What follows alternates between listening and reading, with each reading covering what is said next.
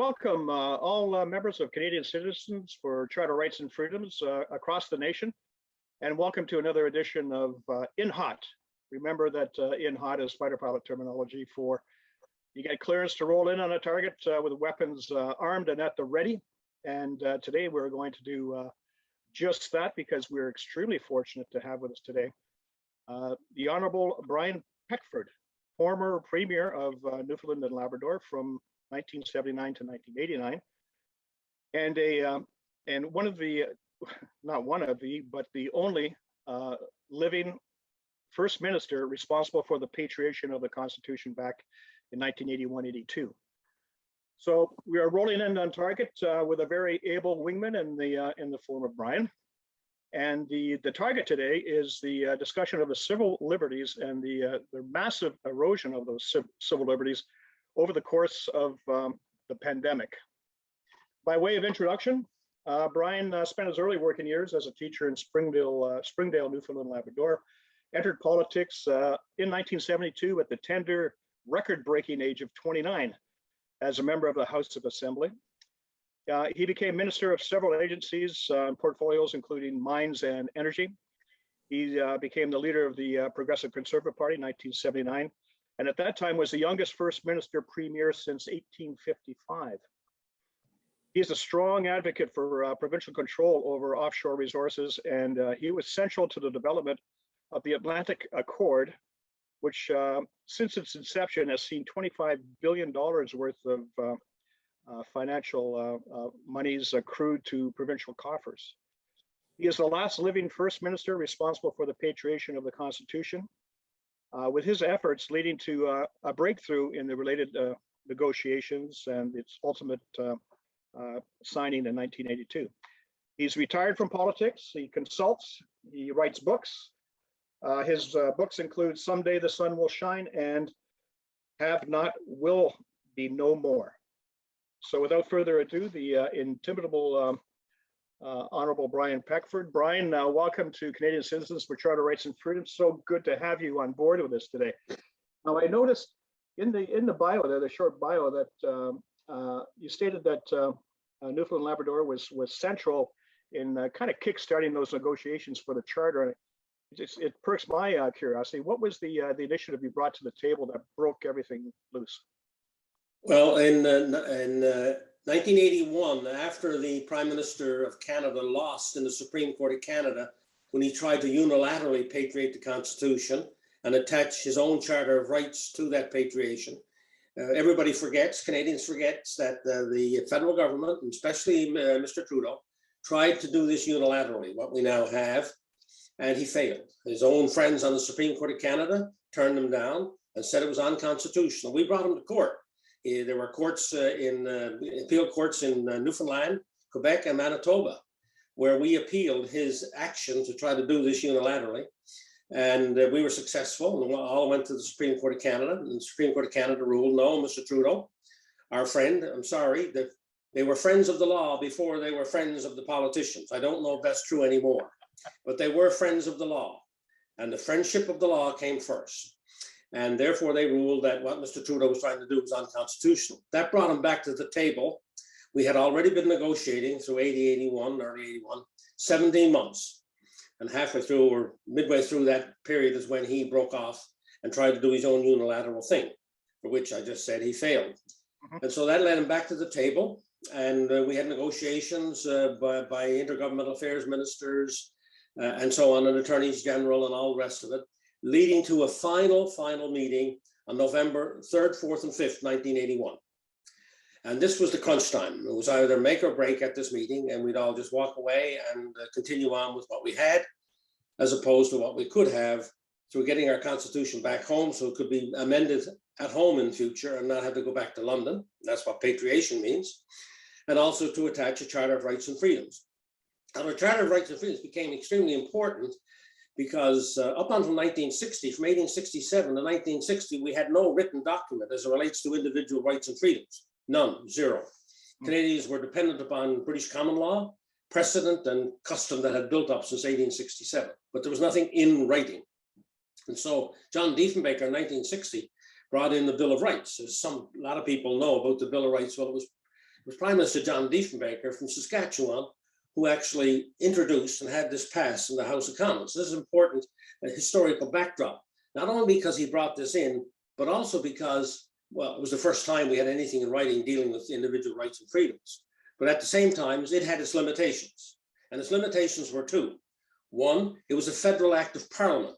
So any majority government in the future could easily, at their political whim, change it if they wanted to. It was only an act of parliament.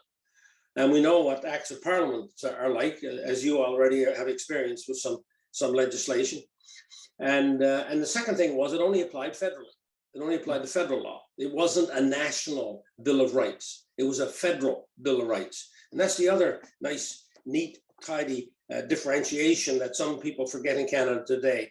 There is such a thing as a federal government, and there is such a thing as the national government, which includes the federal government and all the provinces. Right. So there's a difference between national and federal. So in this case, the Bill of Rights had these two big drawbacks. One, it was only a federal act, and two, it only applied to federal law. And so there had always been talk amongst political and academic circles about doing something more national as it related to our individual rights and freedoms. And that led to talks to have a Charter of Rights and Freedoms would do just that and put it in the Constitution. And everybody thought, as we led up to this, by putting it in the Constitution, wow, it's out of the hands of greedy politicians, convenient politicians who might want to change it. We have it in the Constitution, and therefore it's very difficult to change that, and therefore we would have individual rights and freedoms for all Canadians, ensconced in the Constitution for all time, and had no more worry whatsoever.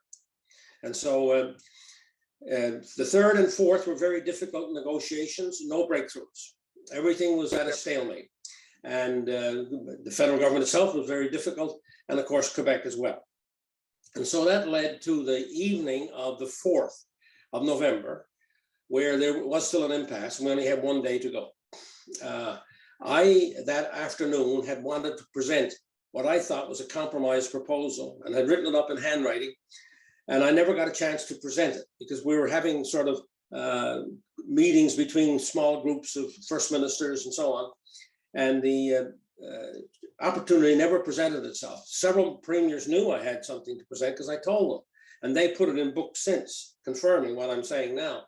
Well, that little short piece of paper, 2 pieces of paper, I typed up with my deputy ministers and my ministers on the sort of like, say, supper time of the 4th. And we decided that we would call a few people and see if they think there was any chance of this ever flying. So we called Alan Blakeney of Saskatchewan, and he had a suite in the Chateau Laurier at the time. I was in the Four Seasons, and his deputy minister and so on. And he thought, yeah, perhaps it may. So I sent my 2 deputy ministers over to his suite and had a talk with him. We brought in Alberta, the deputy minister from Alberta, and the deputy minister from British Columbia, and they also thought, and they were on the phone to the premiers all through this first couple of hours. They thought, yeah, this seems to have a chance. I think this got legs. So through the evening, we brought in Premier McLean of PEI, Premier Buchanan of Nova Scotia. It was myself. I went over then after my deputy ministers called me and said, look, this might have a chance, Premier, come on over. So I went over, and with Alan Blakeney and myself, McLean and Buchanan, and representatives of all the rest of the provinces except Quebec. Okay. And the night of the long knives is a myth. Quebec wasn't at the table at those meetings because we couldn't find them. Nobody was in there. We knew where their suites were and their hotel rooms were. And we went and knocked on their doors, called them, all the rest of it.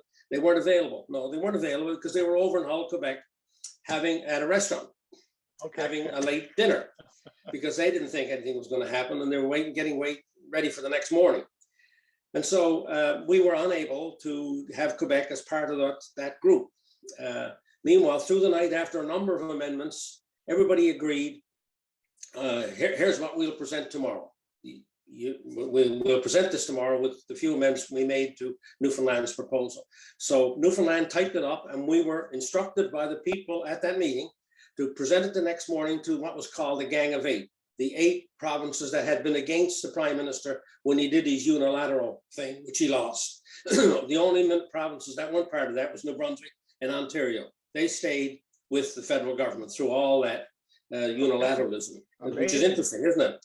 So I presented it to the gang of 8, at which Quebec was there. So knowing they weren't there the night before, we presented it to them before the meeting got started, saying this is what happened overnight. You weren't available, and that's why you weren't there. But here it is now, and we're giving you a chance to look at it before the meeting begins, and then you can say what you like during the meeting and so on. So they were upset at first, but we just kept saying, as did and Mr. Lougheed was part of this and others. Hey, Rennie, you weren't available. You weren't there. You weren't in the. So and we kept calling through the night, and you weren't available. So now you have a chance to take a look at it. Anyway, to make a long story short, 7 of the provinces agreed to it at the morning meeting and passed a resolution for me to present it to the full conference, which was to start later in the day, which was the last day. I presented it, and through a couple of other amendments, we got the patriation deal. That's how it happened, long and short, and got us to where we are today with the Charter of Rights and Freedoms that you and I are talking about now. Brian, that is an amazing piece of history. I like to think of myself as fairly well read when it comes to history. I have never heard that that rendition. I've never heard that story. It was always the Night of the Long Knives, and that is incredible. I really. And a whole bunch of books came out, and these books came out because Romano and McMurtry and Chrétien, who propagated the myth that they were somewhere in a kitchen in the Chateau Laurier scraping something down on paper, which we have never seen. And when the deal was done, one Mike Duffy, who was still then in the news media, cajoled these attorneys general, who were great friends of his, and this story got concocted. Oh. And after the first day of the final, right after that last day, the 5th, when the prime minister himself came out and did a scrum and said, and I was in the semicircle with the other media, and he looked at me and said, and this is all because of Premier Peckford, which I was his adversary, but it's all because of the Newfoundland proposal that we are where we are today. He actually said that. That's recorded and all the rest of it. Meanwhile, this other myth got propagated, books got written about it, and it went absolutely crazy. Meanwhile, we were back in Newfoundland saying, what is going on here, right? What is all this about? Meanwhile, when I got back to Newfoundland, I contacted a press reporter who I knew and asked him if he would come by with his tape machine and I would relate everything that happened. And I did. And so I got that and recorded it. My 2 deputy ministers, unknown to me, the same week, got together and said, you know, we better write all this down. And they wrote something down. They didn't know I had done a recording. I didn't know they had written something and put it away in a file. But in 1990-91, when the National Post was on the scene, 2 political scientists from Alberta wrote this big long column for the National Post. I guess it was around the anniversary time of, November, whatever, 1991, the night of the long knives, right? Yep. And had this, and of course, we had been busy. I'd been busy. I left Newfoundland and was consulting all over Canada. And my 2 deputy ministers went on with other governments and other premiers doing their things. But we saw this article, both of us did. And we both wrote these 2 gentlemen and told them that they were dead wrong. They didn't know what they were talking about. So we asked them for their information and their evidence. They had none. Oh, my goodness. And in writing to us, they backed off. They knew they were wrong, that they didn't have anything to show for this. So that's when I started to begin to what shall I say, the germ of my book. Someday the sun will shine, and have not will be no more. And in that book, you'll find about 50 pages just on the Constitution, relating all that I'm relating now, putting it in writing so that it was there for all time. Okay, it made the bestseller list in 2012. It came out in September 2012, made the Globe and Mail bestseller list for that fall, and obviously sold well. But it relates my own story as a premier and how we were able to go from being a have-not province all our lives to being a have province. Yes. And simultaneously all the other things that happened while I was premier, including this major constitutional operation and this mythology that had sprung up. And now, since that book has been out, and it's been out now since 2012, not one person has challenged what I said. Not one iota. pretty hard Not to do. one iota. Pretty And it's hard not to do. like I've been quiet, you know. And I've done speeches on this at different universities across the country. So this shouldn't be new to anybody. And all those who wrote those books, you know, and all the rest are all gone in hiding. Okay. As we now know, they're in hiding on the Charter of Rights and Freedoms as it relates how it's being violated by all the governments of Canada. Well, it sounds So like there's a bit of background. well, it sounds like extremely recommended reading for the audience here at Canadian Citizens for Charter Rights and Freedoms. Now, you're talking about the charter itself. We certainly have the expert here with yourself, Brian, in talking about what is going on and what we've seen over the course of this pandemic. And we're into like 20 months now. It's not a short period of time. We're seeing our civil liberties being eroded at an amazing pace. It seems like minute by minute that we're losing them. As a matter of fact, Ontario right now, they have a motion on the table, Motion 8, which portends to extend emergency measures from 1 December of this year, they're supposed to end, to March of 2022. It's an incredible extension of these emergency measures. Now, I know that you key off of the charter, specifically section 52 of the charter. And I'm just going to put that up here, just so the audience can see what it entails. And here's section 52 of the charter, and this provision states that the Constitution of Canada is the supreme law of Canada, and any law that is inconsistent with the provisions of the Constitution is, to the extent of the inconsistency, of no force or effect. Now, that's what we see there is if we're extending emergency procedures, we're doing this, we're doing that, we're lifting civil liberties, then we've got to respect the charter. And what's your thought on this? I think this has been downplayed far too long. And I did at the beginning of this thing. I didn't play it up as much as I did. I went into section 2 and 6 and 7 and 15, right? Life, liberty, and the security of the person, assembly, association. We'll come to that in a minute. But I'm thinking about this over time as I write my blog and as I do my speeches and stuff. You know, I said to myself, you know, I've got to rejig these speeches. I've got to put out front and center what's number 1 in the charter is section 52.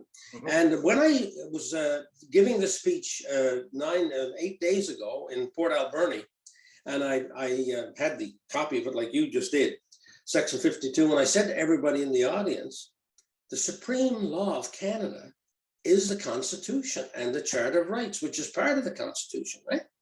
And there was a gasp in the audience. Most of the people in the audience were quite familiar with why I was coming there and had done their own bit of homework and so on. And, you know, they'd find when they asked somebody, oh, well, that's an emergency law of the BC government, because I'm living in BC right now. And that's an emergency law or health order of Saskatchewan or whatever. And they would stop. They would stop, right? They wouldn't go any further. And then when I introduced the whole idea that there's a law over all of these provincial laws. There's a law over all these federal pieces of legislation, and it's called the Charter of Rights and Freedoms, section 52. So we need to, and this is my goal right now over the next several months or whatever, however long it takes, is to educate Canadians about what our basic rights are under the Charter, because we only have the Charter. Yep. We don't have anything else. People can argue with me till they're blue in the face about this and that and something else and going to the international court and all that, which would take a decade or two. Yep. But what we have right before us now is the Charter of Rights and Freedoms. It's in the Constitution of this country, and it says unequivocally, the supreme law of this country is the Constitution. And therefore, every province of Canada, territory, and federal government are violating that supreme law right now because all of their laws are inconsistent with the other provisions in the Charter of Rights and Freedoms. Can I go ahead and prove that point with another screen share here, Brian? Sure. Let's take a look at our screen share again, and this time we're going to look at, this is the Emergency Management and Civil Protection Act of Ontario. I'm in Ontario, so I keep track of what they're doing. And as I mentioned, they're tabling Motion 8, which is going to extend these provisions until March of 2022. But if you look down into the body of the Emergency Act, 702 specifically states that in times of declared emergencies in a manner that is subject to the Canadian Charter of Rights and Freedoms. So Ontario's own Emergency Measures Act has got, it refers back to the Charter and to the supremacy of the Charter in Section 52. So you are bang on. You are bang on here. These provincial governments need to see what the heck the Charter says on this. And you know what? They think somehow in their narrow focus now since March 2020 or whatever, by mentioning that, they're relieved. They don't have to fulfill it. Yep. They only have to mention it. How things have utterly changed. In British Columbia, in a number of their health orders, they have a like kind of thing, which just refers to the Charter of Rights and Freedoms, right? And I've been saying in my speeches, by referring to and bringing up the Charter doesn't fulfill the conditions of the Charter. And it seemed it was grade one almost stuff to say because I mentioned something, I've fulfilled it, you know. No. So this is just an and it's so frustrating and so infuriating to see like Ontario putting that in their act and then going about and breaking it the next day. It certainly seems to show a certain sign of disrespect to the Charter and the supreme law of the land. It certainly does. Oh yeah, no, there's absolutely no question about it. And you know what? I was just thinking through the night when I woke up a couple of times, and I'm always trying to think of a different angle on the Charter to get people to be more inclined with it. But you know, I think besides pushing the Charter, and I've been saying to people that, you know, if all of this doesn't work, because the courts may be compromised because they're all abiding by all of the emergency and health orders that are coming out. Supreme Court, I think, got all the masking and social distancing, all the unscientific stuff that the governments have coming out with. So they're compromised and they're in a conflict of interest situation. The press are in a conflict of interest situation because they got $600 million, just about every press in Canada. And the academia, we know, has been not on the side of the Charter of Rights and Freedoms for a long time. They've gone so far left that they're almost going to, you know, turn in on themselves, for want of a better term that I could use, which I couldn't use on the air. I think I know where you're going. Okay. Yeah, exactly. So here we got academia, the press, and everybody else is keeping quiet because, as I've found out, people have called me. I had over 1 million people in on my blog just in October alone. So I'm very, very busy, and I'm getting calls from people to say I can't get a lawyer in my province because they're all on retainer with either the province or the federal government. Okay. So the whole legal community is compromised. So here we are, and it seems to me that what we might have to do, if in fact this does not work and we can't get justice through our courts, there's going to have to be civil disobedience. And I think two places that we're going to have to protest but the legislative said all the parliaments of Canada, right? All the parliaments of Canada, all 14 of them, the territories as well. And we're also going to have to appear outside of all of the appeal courts of Canada. Okay. Right? No, I think, you know, that's where we're going to have to go with this, because I don't think the judges have even been seized with all of the medical data that's available, which contradicts what all of the provinces and the federal government are doing. I think what you're saying is we have these narratives that are being pumped out by all the powerful organizations in our nation, the media, the legal community, the politicians, and there's nothing coming back. There's no. I mean, if we don't have open debate on what we need to do, then I can see your point where civil disobedience becomes the only fallback. But how does the Charter help us get to a point where we can actually have a discussion? What's in the Charter that's going to help us with this? Well, in the Charter, we have, Section 2 is to start with, which talks about freedom of conscience, freedom of religion, freedom of expression, and freedom of the press. It also talks about freedom of assembly and freedom of association. Those are all being broken by the health orders that the provinces and the federal government have got to do. In Section 6 talks about mobility. I have two friends, both of them lost their jobs. They're presently in Mexico, sold off their house and left the country. They lost their jobs. One was a nurse, one was a tradesman. But then our politicians are going to simply say that, well, we've got Section 1, and Section 1 allows us to put limits on rights given the condition.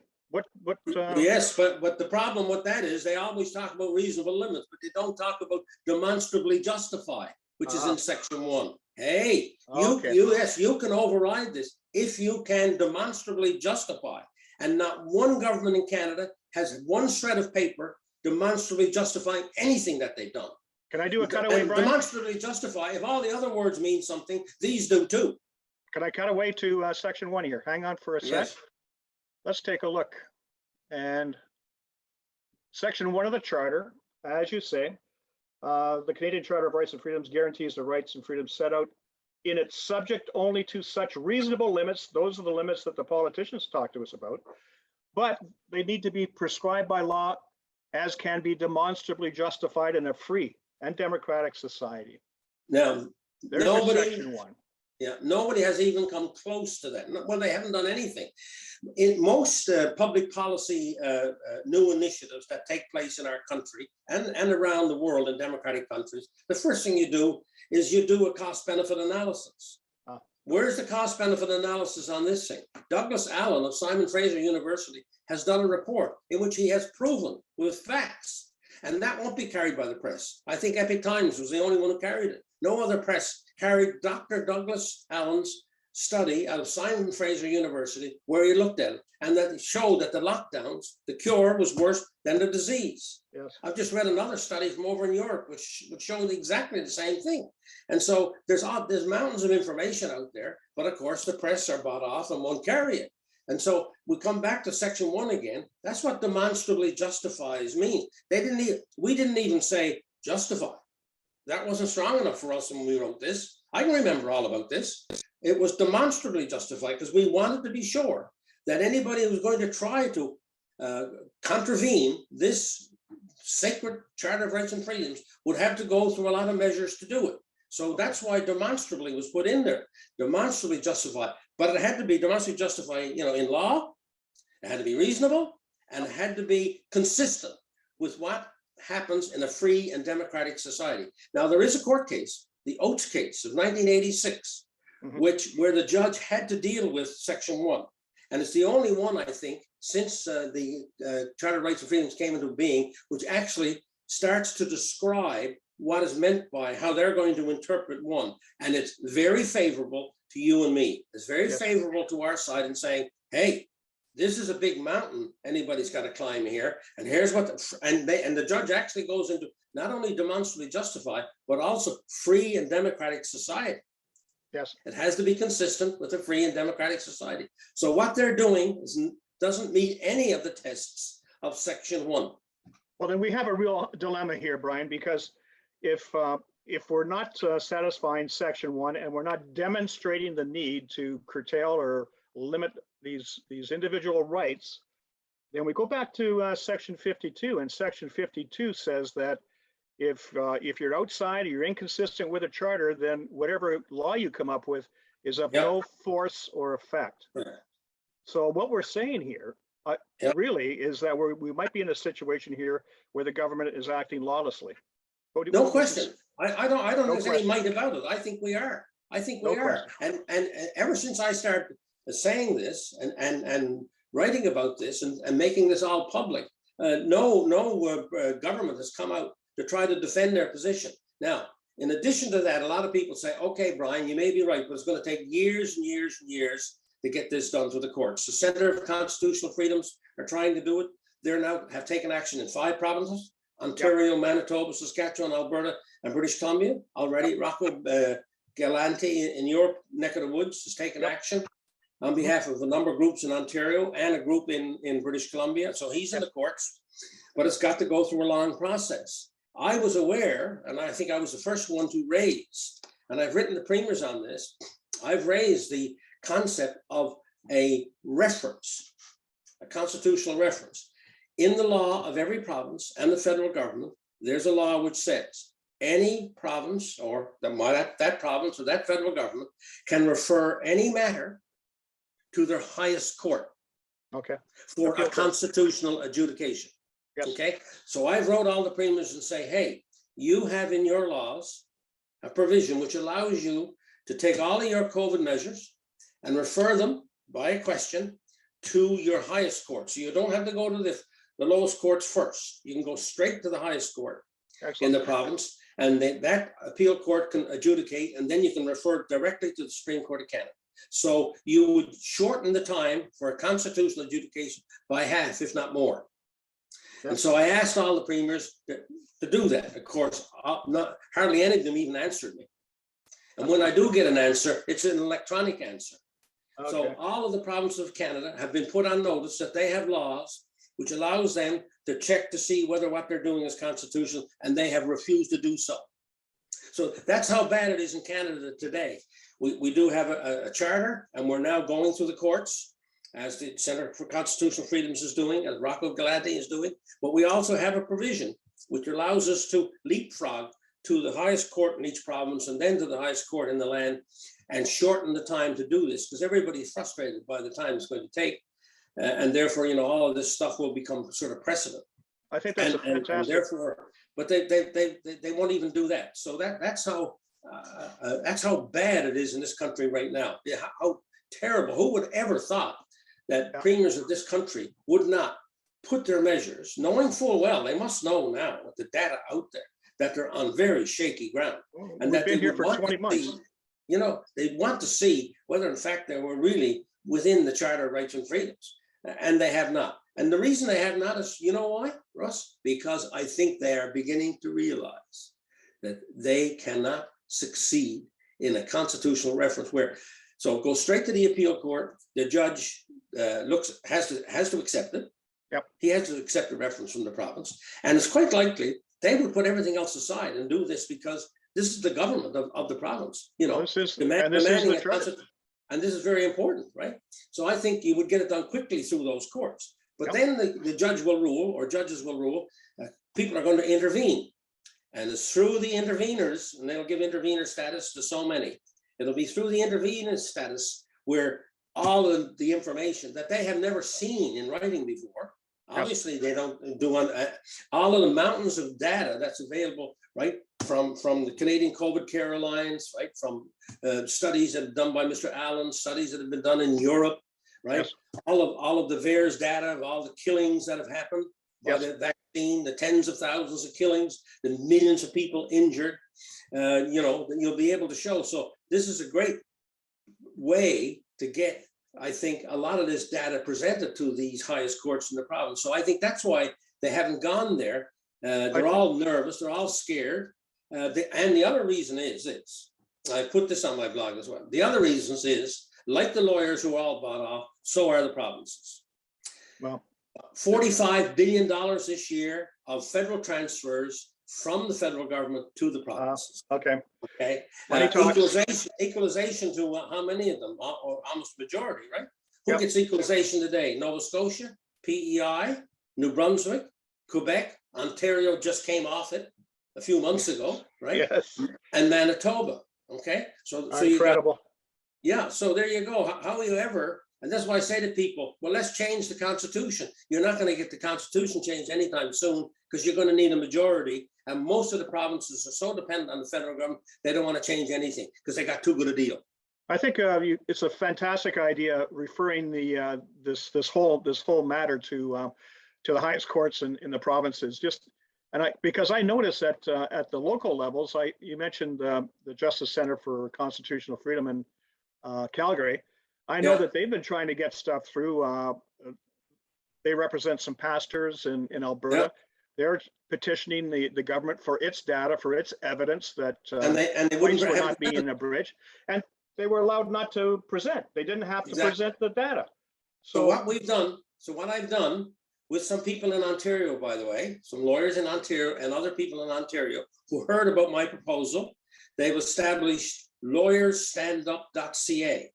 And on that site, you will see me explaining again this reference procedure at length, okay? And a place for people to sign up who want to, what shall I say, petition the government of Ontario, to petition the government of Saskatchewan to use this reference procedure.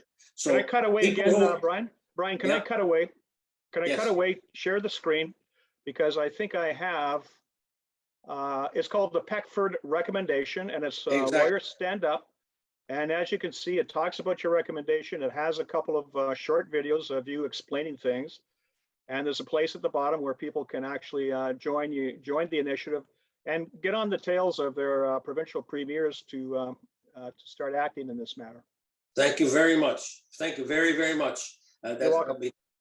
You know, and that's why these people in Ontario contact them when we put this together, for the same reaction that you just had. Holy smoke. You mean to tell me we have a way to expedite and shortcut this long legal process?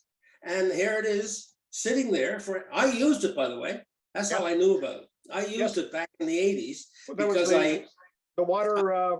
Yes, the Water Reversion Act. Yes. Yes. Thank you. Thank you. I'm glad you're one of the few in Canada that knows about that. Yeah. If not the only one. I can say I like to take my history as seriously as I can. And you darn well did on this one, because very few people know. So I passed this very controversial Water Reversion Act where we were going to take the water back from Quebec because of this bad deal we had with them. Yeah. And so we came up with this idea of you know, it's our water. So what the Lord giveth, the Lord can take away, we thought. But of course, being part of Canada, you can't do that anymore. We need to be a nation in order to do it. But we tried. Yeah. But before I implemented it, knowing it was controversial, I used that reference procedure and sent it to the appeal court for a constitutional decision. So that's how I knew about, and I had forgotten about it. And then one day, 4 months ago, whenever it was, I woke up one morning. I usually get those ideas when I wake up in the morning, say, holy smoke, I remember that reference procedure. We can do that we can do that now. Well, I'm glad you remembered it, because it's a great idea. And as you said, maybe we need to do something before we end up in the environment where civil disobedience is the only answer, because that's where we're headed. There's absolutely no question. And if people think, you know, I just saw, by the way, the MPs are going to open Parliament for a very short period of time. Yes. I think until the 17th or something. I mean, of December. I mean, like they're on perpetual holiday. They're going to open it for 3 or 4 weeks, close it, not open it again until the end of January. But one of the things the Liberal Party of Canada are going to try to ram through in that short period of time is no more protests in front of hospitals. This is the thin edge of the wedge again, right? Suddenly now our civil liberties to protest are going to be curtailed. Now, I was at one of those down in Nanaimo several weeks ago, and the mainstream press carried it that we were blocking the emergency door. We weren't even near the hospital. We were about 500 yards away down on the street, and you had to take a driveway to go up to the hospital. We were all down on the street. We blocked nothing. Well, it seems like and the emergency part of the hospital was on the back. It wasn't even facing where we were. It seems like there are certain things you can say in Canada now, and there are certain things that you can't say. So we are in great danger if we don't get this adjudicated in the courts, that this becomes a precedent. So the next time it'll be a lot easier for governments to bring in this matter, because they'll just refer to the precedent that was set back in 2021. So this is a crucial time in our history. If we're ever going to restore our democracy and get back these Charter of Rights as being sacrosanct, we've got to do it now. There's no tomorrow.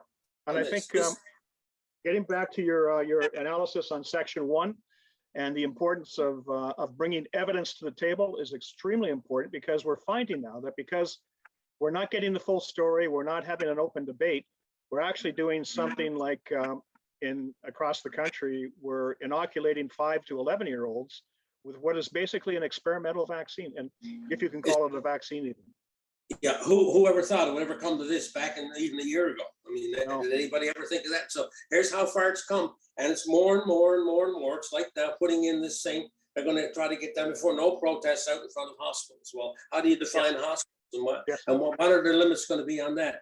And this is a thin edge of the wedge again. You know, John Milton saw this back in what was 1600s when he was a member of Parliament, and the government was going to reduce the number of publishing houses. Yes. And there was only going to be a couple of publishing houses that were going to be able to. This was after printing, right? Started. Yep. Mm-hmm. And he stood up in the House of Commons and gave this wonderful speech. It's called the Areopagitica. People can look it up. I'm going to put it on my blog in the next week or so if I get a chance. Excellent. Because it's one, besides the Magna Carta, which sort of started the foundation of our laws of Anglo-Saxon and English-speaking countries, right? It was the Magna Carta. But by the way, which was done by nobles at the time, they were just so cheesed off that they actually brought it forward to stop the king. And then it was protections for the individual, not just for the nobles, which was a pretty noble act, if you will, for them at the time. And then came John Milton, and John Milton was one of the first people to actually put in writing and to enunciate all the arguments in favor of freedom and freedom of the press. He was defending freedom of the press, and then anybody should be allowed to publish anything if they wanted to, as long as it didn't defame an individual, any extreme measures like that. But your normal business of being able to publish your point of view, and he stood up in the House of Commons, and it was a brilliant. It's a classic in English literature, Areopagitica. And so, are we back? Are we back to the 17th century? I was just going to say, it looks like we're moving backwards in time here, because we're Magna Carta 1215. We started talking about the free will of men and constraining the nobility and having everybody operate under the same rule of law. That's exactly it. Now we find ourselves going backwards to a time of feudalism, where we have elites and overseers, and we have us serfs at the bottom. No question. We can't say things. We can't do this. We can't do that. Yeah, exactly. Certain places I can't go now. A lot of places my wife and I can't go. We're restricted in our movement, which violates freedom of assembly, freedom of association. I mean, it's absolutely unbelievable when I see people in their 30s, nurses and tradesmen, leaving this country for good, selling off everything and leaving, buying a camper van and driving to Mexico. I mean, you got to start thinking about what's going on in this country, right? We're in great danger now. In America, we don't have a premier like the governor of Florida. We don't have a Ron DeSantis. We don't have a governor like they have in South Dakota, or even in Tennessee, where they just outlawed Band-Aids. We don't have that here. Our culture and history. We've got a Brian Peckford. We've got a Brian Peckford. Are you getting back into politics, sir? I'm in my 80th. I'm in my 80th year, so I've got to do it this way, as opposed to run again, I think. I'm glad you are. I'm glad you are. But I won't stop. I won't stop. I used to say years ago when I was in politics, I'm like the ocean, wave after wave after wave. It's relentless, right? Yep. Incessant and continuing for all time. I have a saying that I like to think that I try to live up to, and it's comprised of two parts. First part is show up, and the second part is don't quit. Exactly. So those two things together, they're pretty powerful. Yeah. Beautiful. Beautiful. I have this thing. I want to do another cutaway because we're talking about risk-benefit analysis, and I think this is really important at this particular time, Brian, because when I look down here, this is a recent recommendation that came out of the National Advisory Committee on Immunization. It talks about is there justification for inoculating 5 to 11-year-olds, and I've gone through it. And if you take a careful look at it, you'll see that it says right in the body that this particular virus is basically its effects on this age group are negligible, whether you're talking about the Alpha variant or the Delta variant, it doesn't matter. And the other thing that it does say, which astonished me, is it says that the committee is uncertain. They say it's unknown whether or not the vaccine can cause myocarditis in this age group. So right off, when you talk about risk benefit, we can see the benefits of not getting this thing are evident because these kids are not going to suffer because of this virus, but the risks associated with it are tremendous. If you're talking about an unknown risk of myocarditis, whatever happened to the precautionary principle, whatever happened to saving our kids, this is crazy. Whatever happened to common sense? Common sense. Whatever happened to common sense? I mean, if you got this advisory council coming out and the developer of the drug saying that we don't know whether in fact that this will cause myocarditis in kids, before this time, nobody would ever use it. It would never get the first base, No let way. alone, let alone hit a home run. One of the first things that I noticed when this all started and got me on the side of where I am now is when I found out, we all found out that none of the producers of these drugs were going to be liable for anything that happened.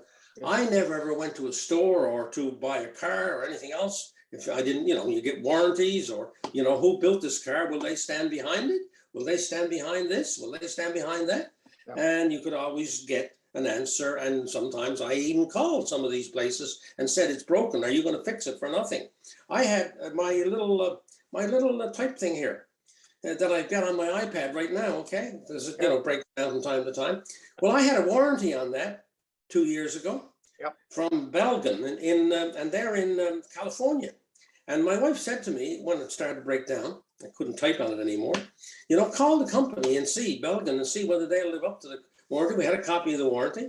I called them and they were unbelievable and sent me a new type pad within 2 or 3 weeks. And so, I mean, and here we're talking about life and death situations where they're injecting something into children and into adults for that matter. And we don't know what the repercussions of that injection is. There's no warranty, there's no liability, and it's all it's all irreversible. And that was one of the first things that said to me, something going, I don't like what's going on here. And then, as it unfolded and they start talking about different things that they're trying to do. And then I went searching for science and some of this stuff and couldn't find the science to back up what they were saying. And at the same time, our doctor here in British Columbia, Dr. Charles Hoff, who lives up in Lytton, BC, who did live up in Lytton, BC, he's burnt down now. Yep. He had 8 clients that he examined after the vaccination, and they all had certain weird and wonderful conditions. So he wanted a specialist, because he was only an MD, to see them, to see what they thought. To this day, he hasn't been able to get any of these patients to see a specialist. Wow. This is in Canada. This is in Canada. No, he hasn't, and he lost it. Then they took away his hospital privileges at the Kamloops Hospital, and now then he's, of course, part of his thing burnt down. The College of Physicians and Surgeons are trying to accuse him of. Here's a new crime, by the way. They must have put it in the criminal code when we were asleep. It's called vaccine hesitancy. They're accusing him of vaccine hesitancy. I didn't know that was a crime. I didn't know you could take away a doctor's privileges at a hospital because he was concerned about the vaccine. I mean, unbelievable that a medical doctor could be treated this way. And still today, has there been an uprising in Canada to support Dr. Charles Hoff? He's been on all kinds of, media outlets around the world as well as in Canada. Yes. I called the guy after this happened. Yeah, I called him after this happened. I had that confirmed, that this happened, because I said, okay, they're not liable. Some of the things they're thinking about doing are not scientific, but we know long-term or medium-term studies, right? The studies won't be over for a couple of years, and yet they want to start it now. And then when the Charles Hoff thing said, I said, I had enough of this, right? I've got to speak out. Well, I tell you, there's people are starting to speak out, Brian, and we talk about going back to Section 52 and laws of no force or effect. I'm having police organizations come to me and they're asking me questions about, well, is what I'm doing legal? If I go and arrest somebody for being vaccine hesitant or not having a mask or not doing this, and these laws are not based on evidence, but they're mere allegations. Am I putting myself as a police officer in jeopardy when I do this? And now we get back to the Nuremberg trials. We get back to the Nuremberg Code. We get back to can you follow orders and say that's how and justify your actions through following orders? And you can't. You can't do it. No. As a matter of fact, we're going to be in Victoria on December the 9th.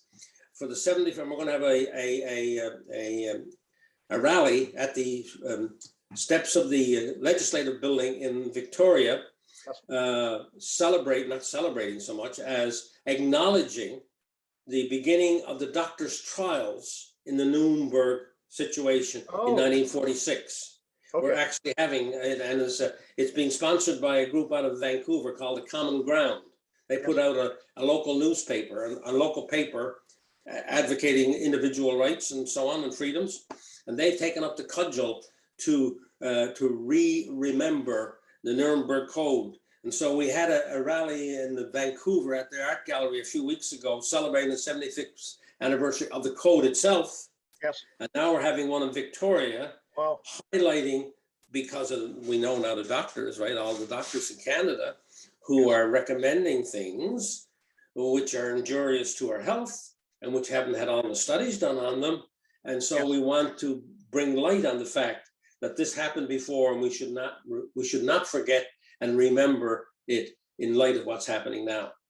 Common ground. I think, aren't those the people that did the video of Dr. Nagase and the steps? I was there. I was there at that thing, and I was the one who publicized Dr. Nagase's speech. Yes. Which led to, like, in 2 days, almost 400,000 in on my blog, and then people took it from my blog, and Nagase became a household name. And I'm still working. He will be at the valley. He will be at the rally in Victoria on December the 9th, and I'm in touch with him almost daily on other initiatives that we're trying to take. God. Great guy. He's a great guy. Yes, and a courageous. You shouldn't have to say that someone's courageous for just telling their story and telling the truth, but in this day and age in Canada, it takes courage to actually speak out as you are, Brian. Yeah. And do one heck of a job. I gotta thank you for your energy and thank you for your expertise in this matter. Is there anything that our organization, Canadian Citizens for Charter Rights and Freedoms, can do to help you? Just keep broadcasting. It is the charter. It is the charter. We don't have anything else. That's why it was so important for us to get it on the 3rd and 4th and 5th of November 1981. That's why it was so important. It was crucial that we not come away from that meeting with nothing, because all we had was the Bill of Rights that didn't cover all Canadians. And here we are. I mean, who would have believed 40 years later, almost to the day, by the way, it was, right? 40 years ago, just a few weeks ago, right? This is, right? This is November 22nd. This was November 3rd, 4th, and 5th. So 40 years later, not one first minister, not one minister, not anybody at that conference ever believed that any government would go ahead and do what they're doing without demonstrably justifying what they're doing. Right? It's absolutely amazing. It's absolutely amazing. And then when somebody does show, like Douglas Allen, the professor at Simon Fraser, he actually did a story for Epic Times where he was complaining that Epic Times were the only ones carrying his study. Yes. I mean, this is how, we don't have to look to Russia or China. No, Dr. Allen's report has been suppressed by the mainstream media. They won't carry it. So if that's not Russia-like or China-like, I'd like to know what is. I tell you, from my own background, my own personal experience, I was in the military for a number of years. I used to be a fighter pilot. In 1991, the nation asked us to go into war, into combat against Saddam Hussein and his Republican Guard. I was deputy commander of that contingent, of the F-18 contingent that went in. And I can tell you, looking back on it, I didn't go in there to protect the values that are being projected now by Canada in lifting these civil liberties. I went there. I went to do the job I did to project Canadian values that were all about the individual as sovereign, individual rights and freedoms, freeing Kuwait from a despot. I certainly didn't do what I did for this kind of approach. No. Exactly, and it's people like you, who can tell that story, right, better than anybody else can tell it, right? Yeah. A lot of I went over to Normandy years ago before we had anything there to demonstrate. All the other countries had, museums or physical buildings to memorialize what happened. I cried on Normandy Beach because there was nothing there to represent Canada. And it was a year and a half, 2 years later, through the Harper government, Canadian Legion, and a whole bunch of very strong Canadians who personally put their money in. The government of Canada never 100% financed that. That was financed by individuals as well. And here was the Americans with all of their fantastic cemeteries and edifices to the fallen, other countries, the United Kingdom, right, other allied countries. And here was Canada with nothing. Yes. I mean, that'll give you so we have a very, very spotty record when it comes to when the rubber hits the road, to standing up for Dr. Hoff, for standing up for Dr. Nagasi, standing up for Dr. Phillips and Dr. Christian in Saskatchewan. We have them all over the country where they have been maligned by their authorities, just the same as we would read about in Russia or China. I always get so upset when people keep referring me either to America or to some other place in the world, right? As if we were perfect in this nation. We've got to look after our own selves first before we start bragging about what we are. Look at our health system; it's crumbling. The latest 2 studies that came out showed we spent the second most money in all the Western world, and we were almost last on every outcome. Yeah, I think it's past time now for Canadians of goodwill and nature to stand up and start asking what the heck is going on. We don't like it, and we got to change it. We got to move against it. We got to change it. We got to change it, and it's through the Charter of Rights and Freedoms. Yes. That the first way to change it will happen. Supreme law of the land. Well, with that, Brian, I've had a great time talking to you. This has been an excellent discussion. I know our members will really appreciate it as well. So I refer people to Lawyers Stand Up, where they can join the Peckford Recommendation, and all the best in what you're doing, because you're bringing so much energy to the task. I feel you're going to be successful in this. I'll do the best I can to help you as well. Thank you very much, sir, and to all of the people who are watching today. Please go to your charter. Please support everybody who's trying to ensure that this succeeds and that this charter really means something for all of Canada and restore some democracy and fair play in our land. Okay, with that, Brian, I'll say good day and thanks again. Thanks, appreciate it.